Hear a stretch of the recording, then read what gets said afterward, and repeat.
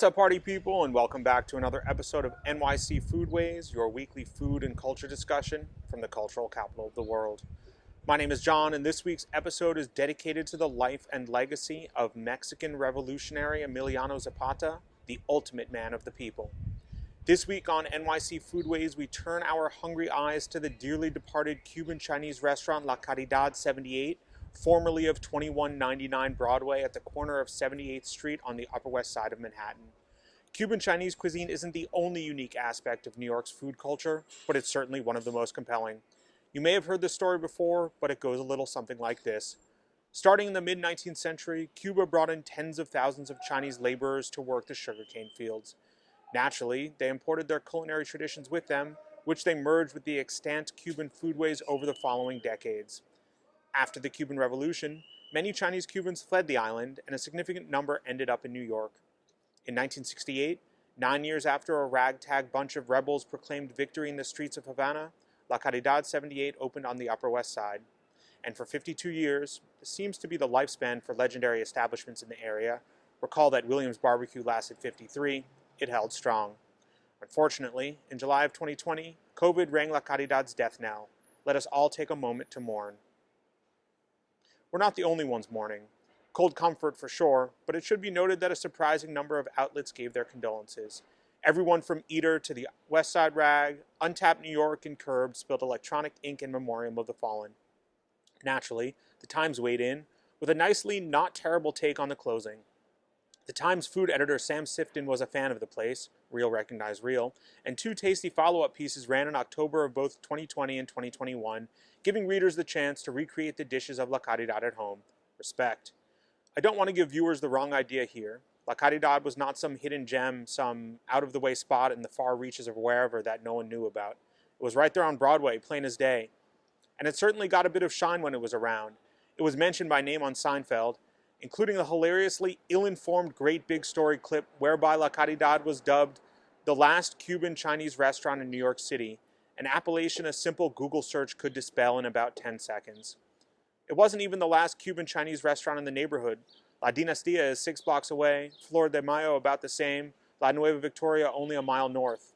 Anyway, La Caridad's food was undeniably delicious, but like NYC Foodways' favored restaurants, that wasn't the only reason to spend time there. Recall what a member of the Yelp Brain Trust once dubbed it, a classic Upper West Side slop house. And for me, that was one of its main draws, the classic, timeless feeling of the place. Waiters that had been there for more than 30 years, the wholly unpretentious nature of the dining experience, the cross-class shoulder-rubbing reminiscent of a very much bygone era of New York City. There was a lot to enjoy outside of the food itself. But the food, man. Like Wu's Wonton King, La Caridad's lunch specials were in this channel's estimation the brightest lights on the menu. This is what most people who work but don't live on the Upper West Side, construction workers, maintenance men, renovation specialists, and the like, chose to eat here during the day. The Upper West Side, like most neighborhoods in the city, is constantly being repaired, upgraded, torn down, rebuilt, and renovated. So, every day, construction workers and other laborers stream in to take care of business, and La Caridad was well frequented by these folks on their lunch break. Sure, there were takeout joints, delis, and bodegas where one could get something a little bit cheaper, but to my knowledge there was nothing else in the vicinity that offered the value, variety, and comfort of La Caridad for a working person's lunch. La Caridad's lunch specials packed in an immense calorie to dollar wallop at barely more than $10 a plate at the time of its closing. Pretty solid stuff for a restaurant located in a building whose market value verges on $20 million. There were some straightforward cholesterol-boosting options, none of which were particularly Cuban or Chinese, like a platter of fried pork chops, fried fish, or a heaping serving of fried chicken wings. Then there was standard Americanized Chinese lunch fare, stuff you've seen a zillion times before. Lo mein with your choice of protein, mugu gai pan, General Tso's chicken, shout out to Jennifer Aid Lee, sesame chicken, orange chicken, and the like. And then there was the interesting stuff. 2 liver dishes, squid or chorizo with rice, spare rib tips in black bean sauce, sautéed chicken with peppers and onions, and my favorite dish on the entire menu, lunch or non, the picadillo. Picadillo translates literally as hash and is found across the Spanish-speaking world in various incarnations. In the understatement of the century, La Caridad's picadillo is listed on the menu as chopped beef Cuban style, and this version was outstanding. A rich stew of minced beef, onion, garlic, peppers, cumin, and other spices, cooked down to perfection and the best accompaniment possible to the pillowy yellow rice and rich red beans that were served with it. I had this dish at La Caridad more than I had anything else there, and I never got tired of it. If anyone has recommendations where I can find something of a similar caliber, please get in touch.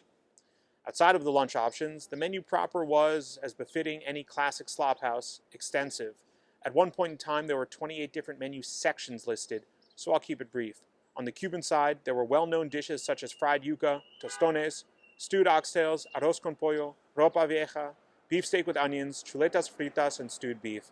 There were also lesser-known, well, to Upper West Siders at least, Cuban fare such as sautéed beef liver and green-shelled mussels in devil sauce.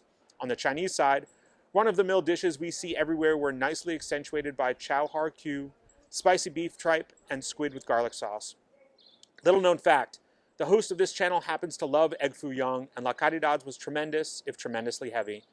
There were also discrete menu sections dedicated to a particular protein, a dozen different preparations of shrimp, 9 different types of roast pork, steak 5 ways. It was awesome, really. These entrees were hearty, generously portioned, and inexpensive. You could get eggs at La Caridad too if you wanted, and there was a nice selection of rotating daily specials with some real gems on offer. The place had it all. It's such a shame it's gone. Like no other Chinese restaurant in New York, La Caridad served bread and butter with every meal.